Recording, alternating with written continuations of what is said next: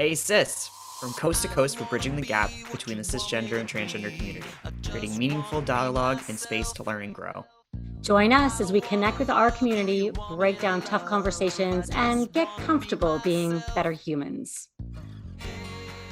I would say in the queer space. And for me, as a Black gay man, something extremely positive that came out of it for me personally was, as Cynthia had said, I was shocked with the number of cis, hetero, Black men in particular who called me of their own volition to say, hey, have you seen this? Can I have a chat with you about, like I'm not even familiar, I'm not familiar with trans issues. I'm not familiar with queer issues. Can we talk about this? I'd like to learn more. And I was seeing what he was saying. And The intersections of identity are at the heart of what we do at Simply Good Form. And this month in Nova Scotia, it's African Heritage Month, and we're celebrating QT BIPOC Canadians, queer, trans, Black people of color. And we're excited to be talking with Jefferson Darrell about what inspires them, a force in the world of diversity, equity, and inclusion. Jefferson Darrell is more than an award-winning communicator. He is a change maker. In 2021, his marketing and communications consultancy, Breakfast Culture, was awarded LGBT plus Business Advocate of the Year. And with only a few weeks into 2022, they've already been nominated as a finalist in the upcoming Social Impact Awards. Welcome to the podcast, Jefferson. thank you very much, Cynthia. Wow, I need to hire you as my hype person. It's so exciting. You're unstoppable. She does a good job. We're really excited about that award. It's, I hate to say it this way, but it's an American award. They like us. They really like us. We're nominated in 3 different categories in Best Health and Public Awareness Campaign, which is the one we really want to win.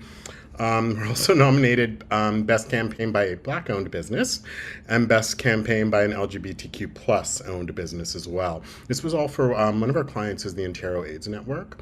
And we did a really interesting project with them after the racial awakening of 2020, after the murder of George Floyd.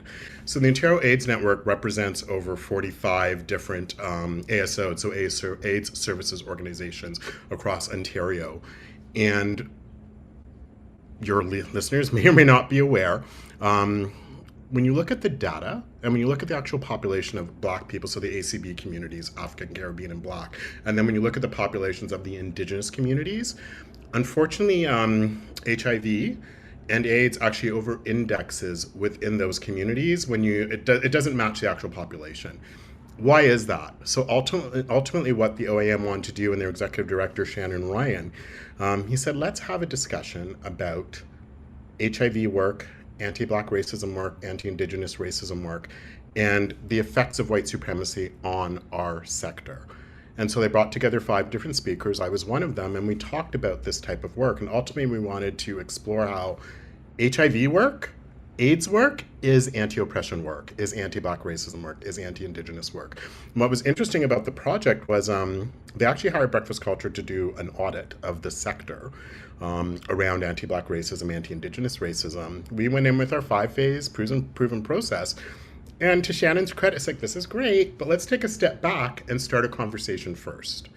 And we're like, oh, okay, which was a bit different from how we normally approach these things. And again, the whole goal of this really was to take a look at the sector itself. So they had a subscription list of about 60 people. There was executive directors, board chairs within the sector, and about something like 500 to 600 staff within the sector. And their success rate meant, okay, if this newsletter, it was a repository, it was a newsletter that led to a bunch of database, a very robust database of different resources, best practices of anti-Black racism, anti-Indigenous racism throughout the world, especially as it relates to HIV/AIDS work. We had a speaker a series of about 5 different speakers talking about different aspects of anti-oppression work. If you were not able to make it, they had a podcast by, shout out to Kundwani Masai with 54 Lights, wonderful podcast about the 54 different countries on the continent of Africa and the peoples from those countries and the wonderful work that they're doing. So he basically summarized what was discussed in each speaker session for people who weren't able to make it. So success for us was, hey, if the 60 subscription list initially went to about, got shared with 500 to 600 people, we reached the sector, we're happy. It got shared with over 6,500 people. like over 6,000%. Podcasts had similar numbers. 70% of the shares were beyond Canada. We knew Canada would be, obviously most of them are in Ontario. 20% got shared in the United States. 5% got shared globally. So we were actually quite surprised with the results. Again, from a marketing lens, 6,000 isn't Yes, huge, but right? considering success was 600, 6,000 is huge. Yeah, that But sounds yeah, like so we're quite proud of that work. We definitely focused on a lot of intersectionality as well, various, with the speakers from different gender identities, cis versus trans, for example, and just how, again, you layer on that intersectionality and the issues, frankly, just double, triple, quadruple. the intersections are so important because and getting these numbers out there, because statistically, StatsCan hasn't even been capturing information about trans people and non-binary people. I think that just started in 2021, started rolling out. So, right, until you have the numbers, you can't really effectively implement great policies of change without that support. But I just want to back it up just a little bit really quickly to Jefferson. If you can just tell us about, for listeners out there who don't know, where you call home and where you grew up. So I call Toronto home. I grew up in Toronto as well. So my background, for the Bermudians in the audience, my parents were originally from the very small island of Bermuda, or archipelago of Bermuda, if you will. I call myself a maple onion. Maple being the Canadian part of me. There's something called Bermuda onions. That's the Bermudian part of me. So I'm a maple onion from that standpoint. Yeah, I grew up in Toronto. Still live here. To get a little personal, 20 years ago, my niece is now 20. 20 years ago, I actually was looking to leave the city. I was looking to leave Canada because I just found Canada, from a marketing lens especially, I found it very small in terms of what we're doing, and a lot more interesting work was at that time was being done in Europe. I was actually looking at companies in Amsterdam, London, the UK, a few places in the States. But then my niece was born, or my sister announced her pregnancy rather, and I was, I really want to stay and help her out. She's a single mom, and get to know my niece and watch her grow up. And now she's like, incredible young woman in her second year of biomedical engineering out in UVic. So part of me is like, what's keeping me in Toronto now, aside from COVID? So who knows? I could look at moving again, but I'm going to wait till COVID's over for that. But yeah, grew up in Toronto, born and raised, proud of that. So was it around that time that you coined the organization, The Breakfast Culture, or Thank what you. kind of motivated that? So one could argue that breakfast culture actually started in its earlier form in 20 years ago, Jefferson, Darrell and Associates. In a nutshell, we talked about Toronto. Toronto is not a cheap city to live in. And I actually founded JDA, Jefferson, Darrell and Associates, to augment my income from a PR standpoint. So it was basically a little PR agency. I had a couple of clients, and it would help augment my income from my full-time job. That said, about 10 years ago, I started on my own organizational or corporate diversity and inclusion journey, if you will, more from a racial lens to begin with. And that's when I started, that's when I founded Breakfast Culture, actually. So I rebranded JDA to Breakfast Culture to start doing work around, Jedi work, justice, equity, decolonization, inclusion. I love that. I was actually going to ask you about your Jedi consultancy and how you had coined that. So yeah, justice. I have not coined that term, for the record. I did No, not coin that term. no, I I just referenced it as your boutique consultants, Jedi consultancy. It's I think important to have the decolonization piece in there. It fits well. The Force. And I have to ask, what inspired the name? So that's an interesting story. There is a business consultant by the name of Peter Drucker.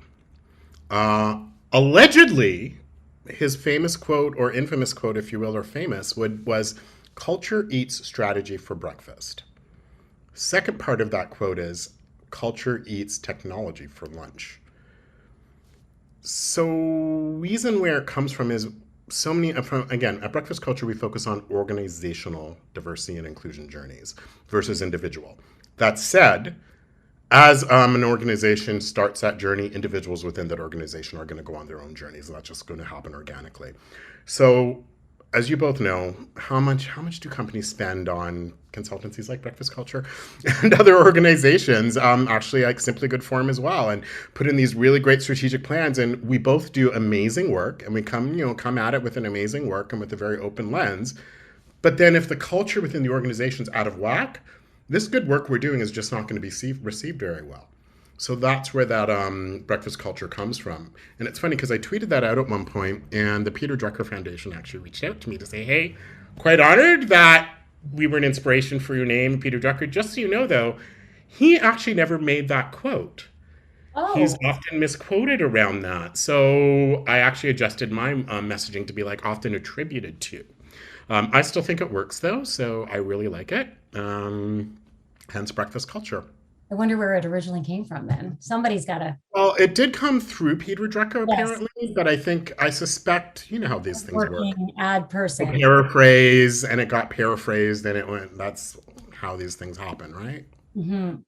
And that resonates because it's like what you're referring to. If you don't have the culture, and when you're doing the training, if you don't have that, if you can't resonate that intentional piece, then something gets lost. Like, for example, I was in a very popular international box store this week that has a bright blue color on the outside and a big yellow logo that a lot of people might know for their furniture, and they're very LGBTQ plus friendly. And we were in the checkout, and one of the staff had pronoun badge on their name. And my friend Lisa, who I was with, who's all over this, went right up to the person, was like, oh my God, that's great. You got a pronoun thing. Is that new? And, Cindy, look over here. And the person smiled and said, oh, yeah, we're wearing them because, I want to be inclusive of those people.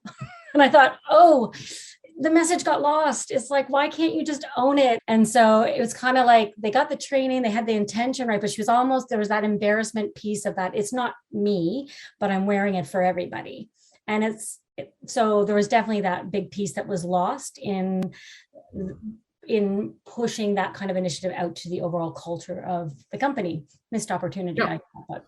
Well, I mean, it's to your point, Cynthia, it does speak to individuals. I suspect not everyone would have that viewpoint. And again, I'm not, what's the word for forgiving them per se. I always like to say we are all on our own journeys. That's a hard lesson I had to learn. We're not all at that same level. We're all starting to get there. And no shame. It's just sometimes in that instant, you don't know how to own it, or you don't know how to respond. So maybe they couldn't tell, were we making fun? Where are we at? Are we inclusive? And so, if you're going to ask your employees to wear pronoun tags, you need to help them understand the why and why it's important so that they can pass that back. So by no fault of that person, you just need to empower the words for sure within the expression. So Well, interesting you say that. I remember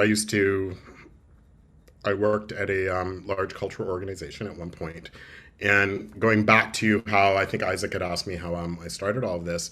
So when I was advocating from a racial lens, it was interesting. At this organization, we had it was very public. We had an exhibit. I think it was around superheroes. I remember looking at it, and it's like, "Ooh, pick your favorite superhero," and it was like Superman, Batman. Let's just jump to. They all ended with man, except for Wonder Woman was the only female option. They're all white, all cis, the whole bit.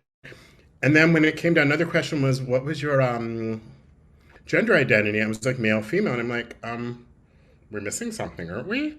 And again, I'm not non-binary or whatever, but I think I can share this part. The organization was an agency of the government of Ontario, and I know that the government of Ontario actually does recognize you can have, please excuse me if I'm getting the terms incorrect here, I believe it's intersex they use, on your driver's license, on your birth certificate, and the point of the story is they recognize non-binary. And so I'm thinking, you know what, the government, and again, if you understand government, I mean, we have to follow the rules. And it was interesting, so I actually did bring that up, and what was fascinating though, whether we should have done it on the floor or not, I was chatting with the manager who was in charge of this exhibition. And I just pointed out, hey, here are a few things we might want to adjust, and we can adjust it. Like Black Panther was just about to come out. I'm like, you can throw on Black Panther. This is before Shang-Chi or what have you. At least, like, let's have a racialized hero in there as well. And I remember unfortunately, the person who was in charge of the exhibit, they were saying, well, we've got the Hulk. And I'm like, seriously, that's your response? But then I also brought up the issue of under gender. It's like we only offer the two. We should have a third option. And what really struck me, again, this was a large cultural institution. One of the visitors came up and overheard. Again, it wasn't a heated discussion. I was just pointing it out. And frankly, the manager was very receptive. It's like, you know what? You're right. I hadn't thought about it. Let's get on that and fix it. And one of the people who was actually just there as a visitor to the center came up to us and said, you know what, I was thinking that, I'm non-binary, and I overheard your discussion, and just so you know, thank you, because, yeah, I saw that, and from my perspective, I did not feel included, and you're right, like, the government does recognize this, and you should have it in there, so if you need some extra fodder, here you go. And I was actually quite impressed with the way the response, personally, and so then, a couple days later, intersex was added. I mean, we use government terms on that front, so this was quite a few years ago. Yeah. That was Well, sort of listen, my first introduction into non-binary. yeah. Yeah. As a trans person myself, I consider progress to be any type of progress, Yeah. on all fronts. Any strive for inclusion or diversity of any type, I think is definitely something to celebrate. But I think to your point exactly that sometimes it can be really hard for people who are part of those communities to advocate for themselves, especially in the moment, because it can be not only dangerous for them, it can be scary.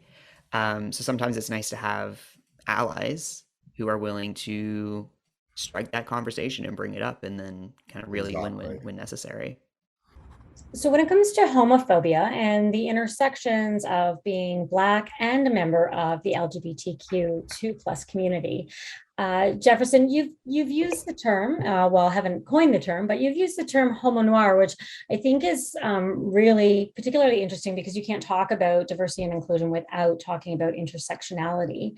In your experience, would you say this term is becoming more recognized when talking about homophobia as it relates to being Black? Short answer, I would say, is no, frankly. Number one, I don't claim to have coined the term, as you had, astutely pointed out. Thank you.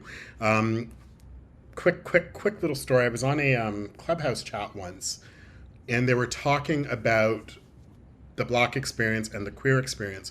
What I thought was interesting, the people who were hosting this discussion, one was a straight Black man, and one was a queer white man. And every time they were talking about it, the straight Black man's like, well, I can speak from the Black experience, can't speak from the queer experience. And the queer white man's, I can speak from the queer experience, can't speak from the Black experience. And I was in the audience, and I'm like, you can raise your hand in Clubhouse to, hey, I have a Black gay man here. I have a perspective.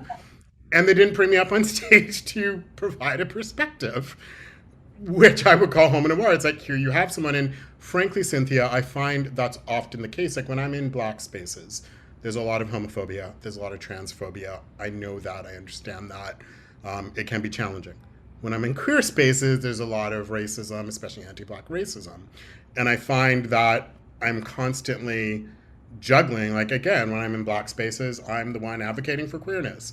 When I'm in queer spaces, I'm the one advocating for race, as it were, racial issues. So I found them on Twitter, and I tweeted out to them and said, hey, and I said, like misogynoir, I said, I don't know if there's a term for this, and I just thought to myself, homonoir, and just put it out there. And then, to their credit, someone tweeted me at Kenneth Suss, who goes by on Twitter, Annalise Cheating, basically just said, hey, I want people to know that I actually started using this term and coined this term in, I forget what year it was. Let me see if I have it here. Yeah, I'd like my fellow queers to know that homonoir is a term I'm coining to express the discrimination of Black queers under the current system of oppression. And this was in 2020, August 25th. So that's the earliest I was able to find. I mean, there might be others, I don't know. But that's a term I've been using to sort of describe that intersectionality. And I find that's often almost the case unless I'm in a Black queer space. Which often in Toronto, especially where I'm based, It's becoming a bit more prevalent now because we're actually activating more. There's Black Pride that happens here now as well. So there are more opportunities for Black queer spaces, but they're not always around. Well, because when we first talked before we were doing the podcast, so we did talk a little bit about that very controversial Netflix special by Dave Chappelle, Yeah. and it speaks so well to what you're explaining right now. Whereas that episode was sort of, it was very divisive, and I don't know whether you had used the word, was it marginalization Olympics, or sort Oh, of the term I more use, and marginalized I didn't coin this. I say oppression Olympics. oppression I forget the Olympics? woman. Yeah. It was a Latin woman in the U.S. who coined it. I forget how long ago. One of the reasons why I say oppression Olympics, I don't like to play oppression Olympics because nobody wins but the oppressor.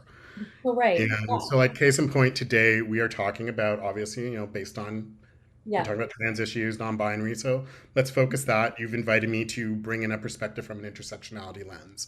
Yes, So and that's what we're absolutely. focusing on. And I love that what you said about sort of one of the outcomes from some of the people that you know, or some peers who have maybe have watched that episode, that maybe had never come to you and talked to you about the LGBTQ2 plus piece, Yeah. but maybe have talked about Black Lives Matters, are now actually talking to you. It actually started a positive conversation. Well, You talk about, like, and explain a little bit about that. yeah. So first, I'm going to take a quick step back at just Dave Chappelle's work. I mean, as a comedian, personally, I do think he's quite brilliant in the work that he does. As a comedian, as an artist, as I'm sure we're all aware, artists are here to push the envelope. That's what they do. And again, first and foremost, I'm not necessarily defending Dave Chappelle in terms of his comments in that special. Personally, I did find them transphobic. I found them from a very place of ignorance. And frankly, I'd say he admitted that in the special when he was talking about it. But I also think a lot of the times, every time he's put out a special, there's been some type of controversy. Yeah. Always. For Agreed. me, one of the earlier ones I recall, I don't know if you remember when he did a whole bit on Black Klansmen. So, in a nutshell, the Grand Wizard, or whatever the title is, the highest clans person, he's a black man, blind black man, so he doesn't know that he's black.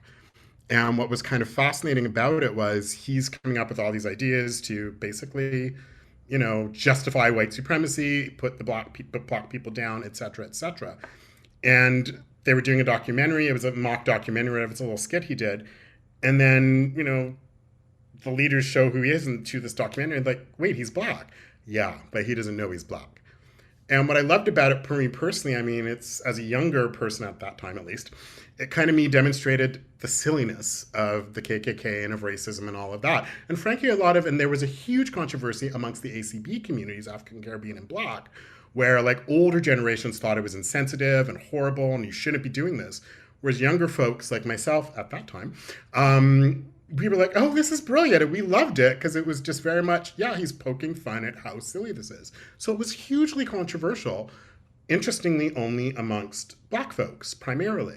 Like, I don't know if it actually made it into dominant culture. I'm going to be specific when I say dominant culture here, white folks. But where I'm going with this, to go back to the closer, I think it was called, to go back to the closer, I want to take a step back and I want to talk about white supremacy. And when I say white supremacy, I remember when I went to the White Privilege Conference, the first time it came to Canada, like official time it came to Canada at Ryerson, there was a really interesting talk I went to, keynote, I forget the woman's name, it's a Black woman, a lawyer, and it was fascinating because she basically broke down white supremacy and how it affects the patriarchy, how it affects heteronormativity, how it affects socioeconomic status. She put up a picture of the founding fathers. She put up the Declaration of Independence. She literally went through line by line and said, first one was all men are created equal. And then she said, now look at this picture. First and foremost, when they said men, they meant men. They meant cisgendered men. Let's be realistic. Looking at this picture, they meant cisgendered white men. And let's be more specific. They didn't mean men who were sort of, of a certain socioeconomic, they meant men of a certain socioeconomic status, landowners, title holders. So if you weren't part of the aristocracy, if you were a servant still or, worked the land or what have you as a farmer free, but as a farmer, you were still not considered. And it was just kind of fascinating. And she basically broke down how white supremacy is tied to the patriarchy, heteronormativity, all of that. And one thing I've noticed in a lot of discussions in the D&I space, when we look at other aspects of oppression, and here I am going into oppression Olympics, quite frankly, But I just notice as a racialized person, I'm going to be blunt here, as a Black person, I just find that racism always seems to come secondary. I don't know how else to put it. And when I look at the closer, I mean, he did open with, and this is the fun piece that I find kind of fascinating. He opened and he closed with the very relevant fact that in Black communities, there's a lot of homophobia and transphobia. And I was like, thank you for calling that out, because he's not wrong. But he also talked about the racism that you often find in LGBTQ plus communities too. And he also ended with that on each end. And what I found was fascinating is the discussion that came out about it, even amongst some Black folk, focused solely on the trans issues and the transphobia. And I'm not saying that's wrong. I'm not saying that's right. I'm just saying, from my perspective as a Black person, it just feels like the racism, that intersectionality piece, got completely erased. And I find that, and again, that's where I find that often happens, as I said, in Black spaces and queer spaces. In this case, I would say in a queer space. And for me, as a Black gay man, something extremely positive that came out of it, for me personally, was, as Cynthia had said, I was shocked with the number of cis, hetero, Black men in particular, who called me of their own volition to say, hey, have you seen this? Can I have a chat with you about, like I'm not familiar with trans issues. I'm not familiar with queer issues. Can we talk about this? Like, I'd like to learn more. And I was seeing what he was saying, and that kind of blew my mind a little bit. And I felt a little bit more hopeful from an ACB lens, so African, Caribbean, and Black lens. So from my own personal perspective, I found there's a lot of positivity that came from that within the Black communities. Because again, not everyone, and I know I can't just generalize, just for me personally, as I said, I had a lot of my Black straight male friends call me to open up a dialogue. And it was from a place of, yeah, I watched his special and I've been homophobic. I've been transphobic. I don't really understand. Can we talk about that? And they wanted to talk. And I was like, oh. And it was coming from an genuine place of, I'm recognizing my pitfalls and I just like to learn a little bit more. And that really kind of blew my mind a little bit, quite frankly. And I think that's something for me personally positive that came out of that. And I think that story has been missed, just to focus on the transphobia personally. Yeah. And I would say too, one of the hardest parts too in recognizing any bigotry inside yourself is admitting to that fact and recognizing that and seeing behavior that other people are doing. You're like, that's really crappy behavior. And then you look at yourself and you're like, I've done those things and I need to learn not to do them. So that's a huge step. And I would agree. Like, I think that's a huge accomplishment for them to do. And I'm happy that they did reach out to you, because it's a conversation that needs to have. And I mean, for me personally, and maybe I should be writing something about this for my Secret Sauce blog now that I say this, but for me personally, that was something, as I said, that was quite positive. It started a dialogue, a much needed dialogue.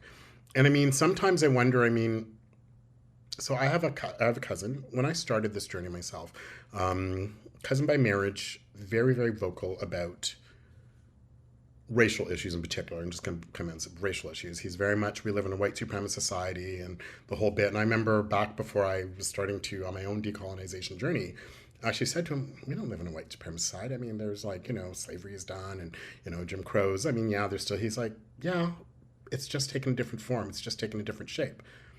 And I was like, huh. And I remember because he said to me, Jefferson, what I love about you is you're asking me questions, but you're not asking me questions to, what's the word he used again? I'm going to paraphrase here. You're not asking me questions to disprove or challenge. You're asking me questions to learn and understand. And you don't even just take what I'm saying at, face value. You go out, you do some reading, you check this out, I'll recommend a book or whatever. Then you'll come back to me and say, okay, I did this. Let's have a chat about that. And I've come to that realization. It's funny because when he actually, I would call him an ally for queer peoples. I do know for a fact that he actually, as a straight man, he participated in a campaign, an LGBTQ plus campaign in Bermuda, where my people are from, where my family's from. I was born here, but my family's from Bermuda. I think I can share this now. This was quite a few years ago. And he actually ended up leaving the island with his wife and his two young boys because he was actually getting some threats. And I mean, Bermuda, for the most part, is safe from an LGBTQ plus lens. I mean, it's a very different island that way. But he was getting some threats for participating in this campaign. Like he was one of the people pictured the whole bit. And he realized, I do not want my boys to grow up in such a toxic masculinity environment. So he purposely came to Canada, purposely enrolled his sons in the Afrocentric school. He and his wife homeschooled them as well. They're incredible, incredible young men who have a very strong identity, especially around blackness and acceptance. And he often advocates for LGBTQ plus peoples.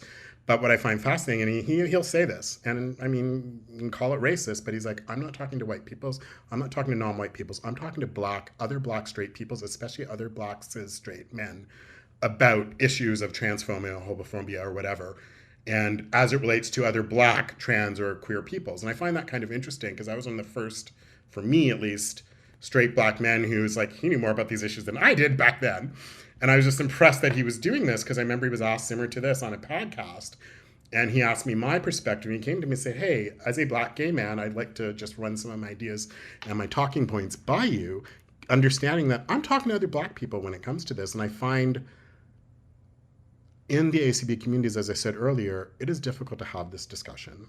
I'm not going to deny the homophobia, the transphobia, frankly, the ignorance that is there. I know that's there, which is a struggle for me. Like it's been a huge struggle for me in the past. And where I'm going with this, in my very long-winded way, is I often think, as everyone's sort of, I guess, dumping on Dave Chappelle, personally, I think some good came out of it in black communities, at least from my perspective.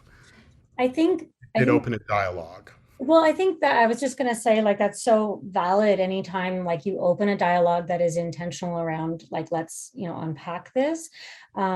It's positive. That's super important. I just know, like, I think when I watched the special, and I watched it with my son, and for me, like, just from my own perspective, and this is totally like a white cis mom perspective, though, like, I think I kind of went into it and thought, not even thinking of Dave Chappelle from being a person of color, but if they were such good friends with this trans woman, and they're doing this at a time where they're not there anymore because a trans person has taken their own life. What happened? Like, I as a mother, I started to wonder, okay, so they went online and defended Dave Chappelle. They were attacked by the trans community. They were shunned by their own community. And then somewhere in between there, they took their own life. I just wondered, where was Dave Chappelle? Like, he's famous, he's busy, he's on the road. Was he there for her? Did he connect? And I just was wondering all of that in turmoil, going, did he dump her? Or like, was it a piece of like creating this funny bit? And then like, where was he on the night before or when? And I don't know. And I like, maybe he was, and I can't speak to that, but I think that's what really upset me the most, is that she wasn't there anymore to be able to actually, even though he said she would love this joke, she would really enjoy it. But it's like, but she's not here anymore. So something failed along there because she's gone. And that, I think, broke my heart a little bit for sure from it, but yeah, I think, and that's why dialogue is so important. Let's talk about, let's talk about those intersections and, and reflect on it. I mean, again, from my perspective, I mean, I think of ACB communities. I mean, I'm going to be quite blunt. When I first came out, I honestly believe this. You're probably going to laugh. I did not think Black people could be gay. And I thought I was an anomaly because I don't see, like, number one, it's not talked about at all. Not at all. It's just, and when I was coming, I don't mean to interrupt you, but why do you think that is? Could we just like dive into that a little bit? Like, why do you? I was for me personally, a couple of reasons. I'm going down a different path here, but I think religion speaks to it. I know I grew up in a very, very religious family. And according to the Bible, even though it's not in the Bible, but according to the Bible, it's wrong, and man shall not sleep with man, woman shall not sleep with woman, or what have you. And it kind of annoys me when I hear there are a lot of Black folk. I'm probably going to get a lot of slack for what I'm about to say. But I just kind of get a little annoyed when I hear a lot of Black people go on about the Bible and God. I mean, I'm more spiritual. I personally have issues with organized religion. I mean, I grew up in the United Faith. I actually left the United Church when I was a teenager. Interestingly, not because of homophobia or transphobia, but because of racism. The church I grew up in was one third black, one third white, one third Korean. Our minister was quite young at the time. Well, like I was a teenager, but he would have been in his mid 30s. And at one of the Caribbean, like all the black folk, we got together for a fundraiser, did a Caribbean dinner dance. Someone brought like their niece or someone who was like late 20s, early 30s. Two of them hit it off, started dating. Suddenly the white people were like, oh, this can't happen. Interracial marriages are wrong and interracial couples are wrong.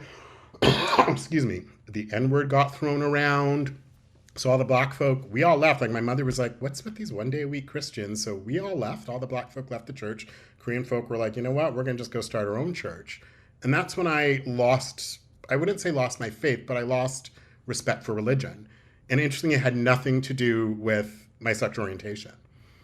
And so to go back to answer your question directly, Cynthia, I suspect a lot of it does have to do with the Bible. Like case in point, I will say this. So in my family, like my aunt in Bermuda, I love her to death. She loves me, I know that, but she's very religious.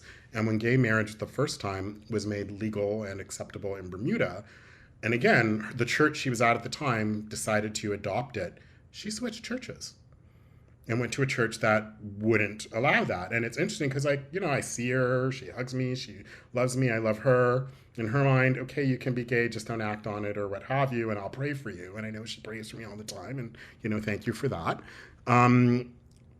But I suspect it comes from religion. And that's the part I actually have a difficult piece for me, at least, reconciling with, because frankly, it was religion that was used to keep black people oppressed. Religion was used to justify the enslavement of black peoples. Religion is still used to justify certain things. I mean, so that's where I suspect it comes from the standpoint of the black experience. Again, I could be mistaken.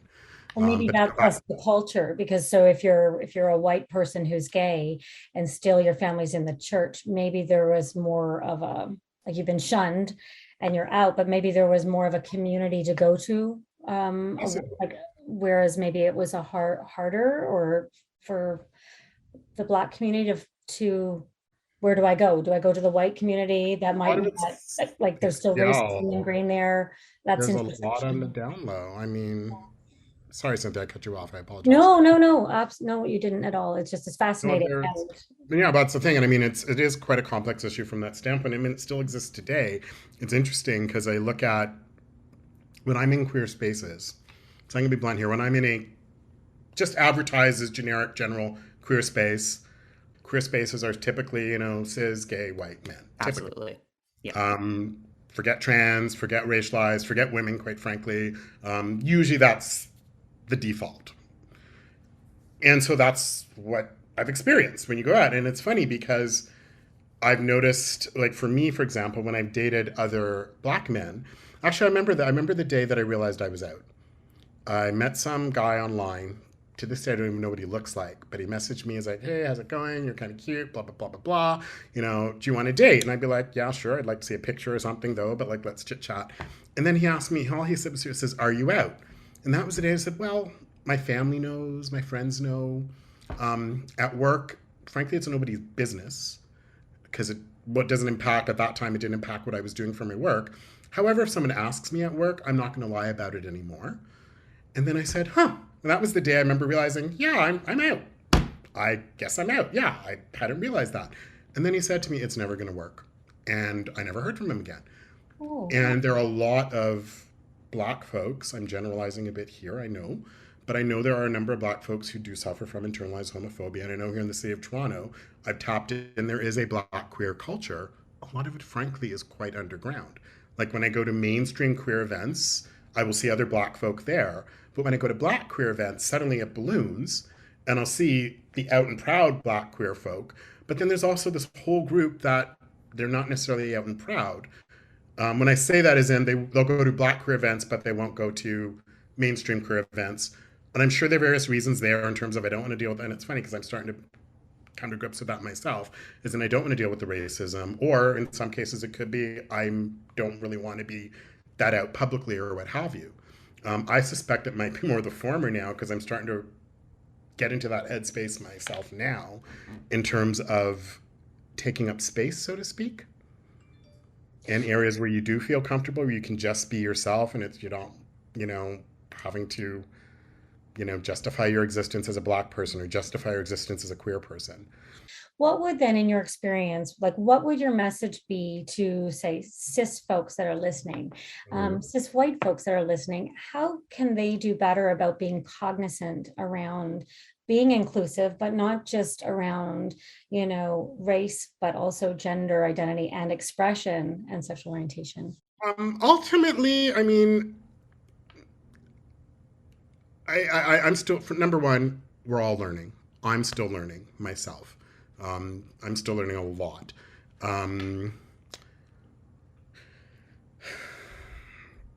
I guess for me, it's just, I think of people, human beings.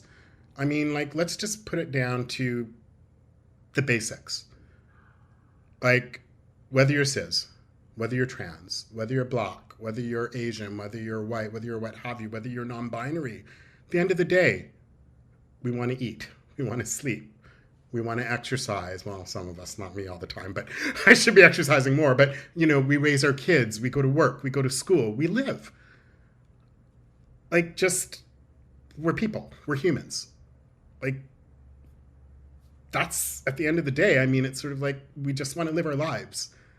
So what if I choose to have my pronouns as they, them? Or, you know, I didn't identify as the gender that was assigned to me. I mean, you know, if you're not out there killing babies, you're not out there committing these horrific crimes, like, let people live. I don't know how else to put it. And that's the part that actually does stung me, especially around gender, non-binary, issues. It's sort of like, if someone wants to be called this pronoun, call them this pronoun. And I mean, I do get it from a Black lens. There's the whole they, them. And when you look at it from a Caribbean lens, culturally, you know, a lot of times like, oh, those people are they and what have you. Culturally, that has been, it's considered derogatory. So I can appreciate, like, again, I'm looking for a Caribbean lens here.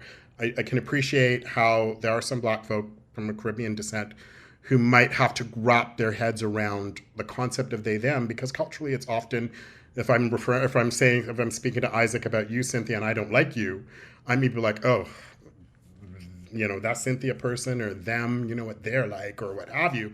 It's actually considered derogatory. And I'm not necessarily speaking about from a non-binary perspective. But again, as I said, we're, at the end of the day, we're just still human beings. We want to live our lives. Like, what's so wrong with that? Like, let people live their lives. Yeah. And to your last point there, like it's kind of similar to like the English variation of like it. And like some people use it as like a pronoun, which is totally valid, but typically in the English language, we're used to being like it is to refer to something. I don't know if I would consider it derogatory, but definitely insensitive. And there's a lot I find, especially with non-binary people, the most internal dialogue and the kind of difficulties around, I'll say, non-binaryism is the difficulties with language. And there's so many cultural implications that follow along with that. There's so many societal implications with that. So every kind of boxing all that up, there's a lot to unpack. But yeah, it's an important lens to look at, though. Absolutely. Well, kudos to the work that you're both doing with this podcast. Thank you. Well, I've learned a lot. I'm learning a lot, so I appreciate that. Well, we're going to have to do this again. Yes, no, we appreciate it. We'd love to have you back. Ready. Create a great day.